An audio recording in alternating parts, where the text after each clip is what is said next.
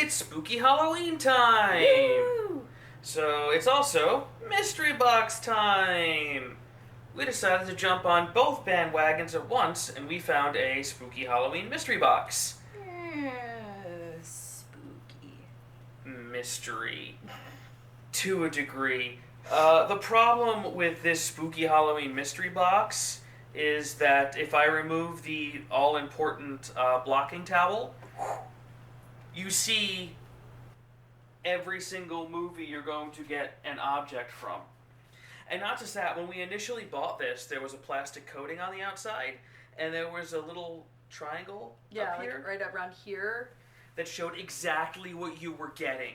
They shadowed one of the things in it so that it would still be a mystery. Yeah. But, see, even the dogs are scared of the mystery. He really is. So we've already opened this just to see what was inside. And the first thing we pulled out, the first mystery item, is of course the silica gel packet. Spooky! Spooky desiccant, because if you eat it, you'll die. Woo! Spookiest thing in the whole thing. Honest to God, it is. It is. I don't even know where to start because this whole box just makes me angry. Let's start with the least aggravating of the things. Okay. Which is going to be this guy here. Yes. This is a plush Jason hockey mask from Friday the 13th. Some of the only good part of this is that it's really soft. It is. It's genuinely soft. It's very squishy. And skishy. Squishy. It's got a tag that says pillow plush. Because this is absolutely all you need to take a nice happy nap is just one right here. Tiny thing. Right yeah. here. The other problem is that this, I don't know if you can see it on camera, this thing is made so poorly, everything is off center, and because it's a hockey mask, they had to use something in the negative space to make the idea of a nose, but it's not quite there. Yeah, it's kind of like almost like an arrow pointing towards his non-existent mouth. I mean, it's not terrible for a dog or cat toy. I was about to say the dogs are gonna love this. But again, I don't recommend giving it to a dog. Squish. Or a cat. All right. Squish. Sorry, I like doing that. I know. All right. What's next? Okay. You know what? This one actually didn't upset me too terribly much initially. Okay. And that is, we get an Exorcist mug. Ooh. Yeah. Now the art. I'm sorry. Right. The art's not bad. It's very obviously airbrush Linda Blair. You've got the stairs that was it Father Damien? The stunt man for Father Damien. Right. Obviously, fell down and whatnot. I love The Exorcist. It's one of my favorites. Apparently, when I was a little girl, I actually looked exactly like Reagan. Which should surprise exactly no one. But it's a glow-in-the-dark mug, in fact. And so on the back of the box, it shows you what your glow-in-the-dark mug is going to look like, which I was like, cool, I love coffee. I love coffee mugs. And The Exorcist. And The Exorcist. This is awesome. It's got that iconic image of Max von Sydow walking up to the house in the fog with the street light. Exactly. It's fantastic. And then you open it and it's this. Which is a mug. It is technically. That's a mug. A mug. So the image on it doesn't look terrible, except that you can, and it's really difficult to see. I don't know that you guys are ever going to be able to see it, but it's like a sticker that they just kind of put some glossy over. There's problems with the actual ceramics on it. Yeah, the coatings are not right. Yeah, and my other issue with this mug is that it is like teeny tiny mug. Teeny tiny mug. In fact, let me see, I have mine. This is my usual coffee mug. Little mug, regular mug. And the other part is this sticker glows in the dark, and this is what it looks like. So yeah. Fun. There's that. So, I'm not going to throw this. No, let's not do that, because let's be honest, I'll still use it. Yeah. Okay. Yeah. The next thing that started to make me angry, genuinely angry, was a keychain.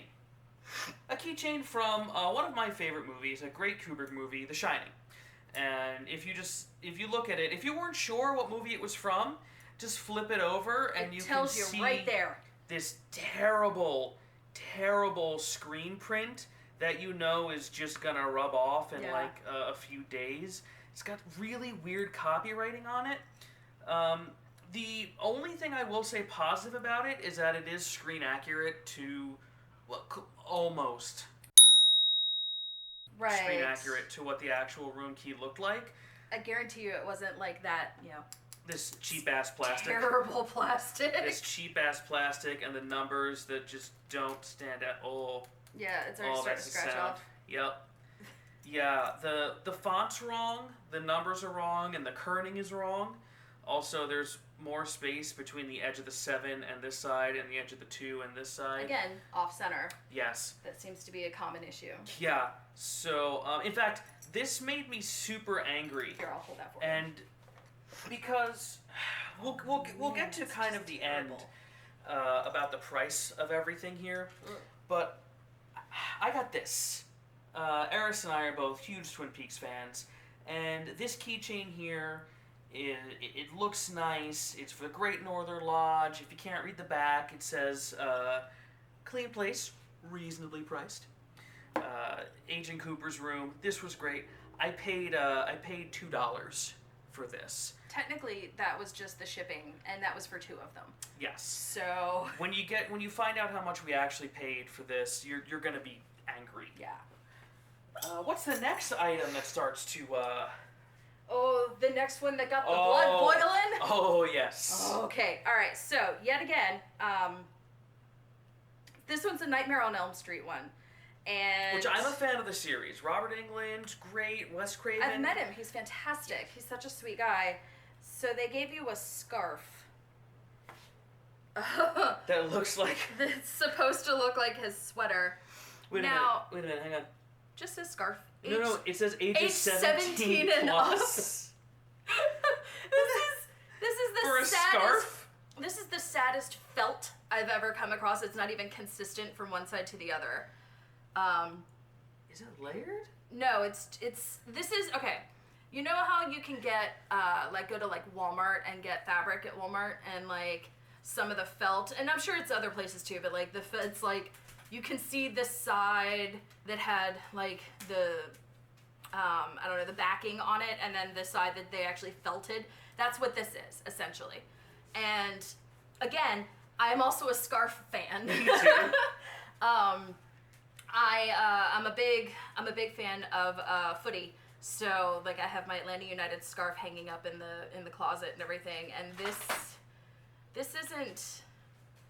It's not even that barely goes around. It does. Hang on, we need to show them the tasseling.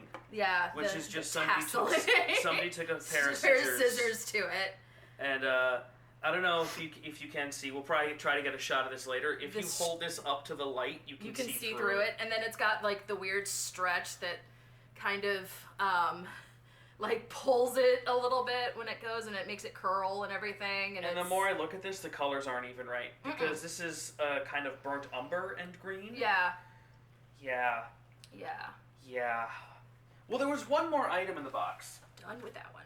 Yep, one more item in the box, which, surprisingly enough, is not completely terrible, but again, was completely shown on the front. This was the silhouetted one. Yes, in case you couldn't, they literally had a silhouette of the figure itself. Of the figurine. I'm gonna take it out of the case here. So this is the vinyl figure. Yes, it is a vinyl figure. Oh, I can smell the vinyl. It smells like vinyl. It smells like a shower curtain, right? Ah! Yeah, it smells like a vinyl shower curtain. Oh, that's bad. That's real bad. The sculpt is not bad. It's a decent sculpt. The paint job has some issues. They focused all of their attention on the head. Right. All of his puffballs, there's half gray on some of them. You can't really see them all. And the other thing is, it's not posable. It's not bendable. It's just his arms. It looks like his arms are actually still attached, in certain areas. Probably from when they were molding it. Probably.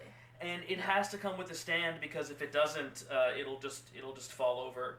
Yeah. Bleh. No, sir. I don't like it. Solid though. Yeah. Solid and chunky. Yeah. Of all the things in the box, this is the best made. Which is speaking volumes. Yeah. Let's actually talk a second about this box. Yeah. Now, this box contained all of these items. 5 items in this box. Now, this box is made by a company called Culturefly. The dogs are very interested in what we're doing today. Yes. I think they know that this is going to end up being theirs. Probably. This box is made by a company called Culturefly, and I looked them up online, and this box initially sold for $45. But why though? Thing is, we didn't pay $45 for this box. We paid $15 for this box. Right, we found this on clearance. I still think we overpaid. I agree. I 100% agree that we overpaid for this box. But if you paid $45 for this, I'd be pissed. Mm-hmm. I'm angry I paid $15. I was about to say, we paid $15 and I'm mad at it. So, mystery boxes, in a sense, they're both great and bad at the same time. Yeah. Which is kind of why they're dying. Yeah. Everyone knows that Loot Crate recently just went under. There are other ones that are trying still, but I mean, we're jumping on the bandwagon while it's still a thing. Yes. But if this is the quality of the stuff we're gonna get, I don't know how much longer it's gonna be a thing. I mean, again, we already found this lovely thing on clearance, so probably not very long. Yeah, I mean, there's really honestly only one thing to say about all this.